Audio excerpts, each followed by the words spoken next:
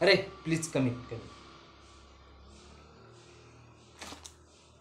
कसे आहात सगळे?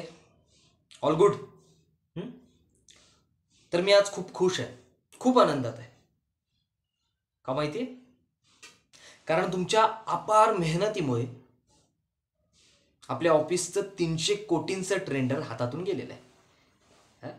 अरे याचसाठी तर मी ऑफिस खोललंय. काय पेडणेकर, बरोबर ना? अरे यार, तुम्ही तर चेहरे पाडून बसलात राव. अरे तुम्ही तर हसायला हवं. वाह, खुश व्हा, हसा, हसा ना, हसा.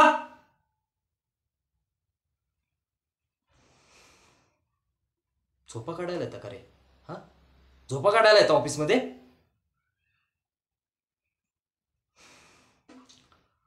तुम्ही ना, तुम्ही सगळ्यांनी एक काम करा. तुम्हाला या ऑफिसमधून लात मारून न हाकलण्याची मला 100 कारणं द्या.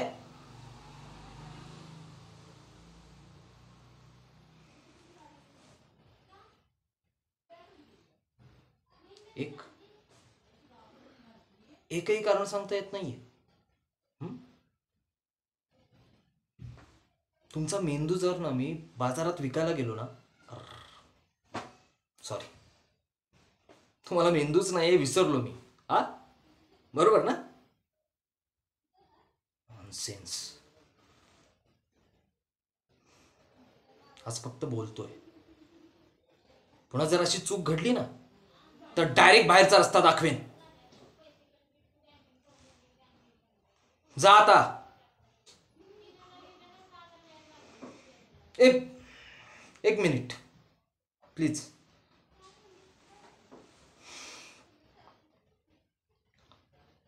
माझी आई नेहमी म्हणते, कुणी जर चूक केली तर त्याला शिक्षा व्हायला हवी. हं? कारण ती शिक्षा भोगायला त्यांच्या हातून पुन्हा चूक होत नाही. आणि मी माझ्या आईचं किती ऐकतो हे तुम्हाला वेगळं सांगायला नको. काय बेडणेकर? हं? तर तुम्ही सगळ्यांनी एक काम करा. तुम्ही सगळ्यांनी एकमेकांच्या कानाखाली मारा.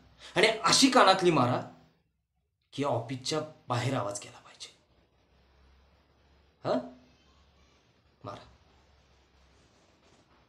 मारा, मारा.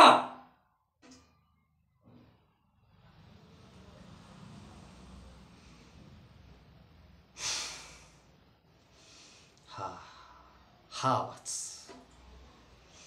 हा आवाज तोपर्यंत लक्षात ठेवायचा जोपर्यंत तुमच्या हातून पुन्हा चूक घडत नाही.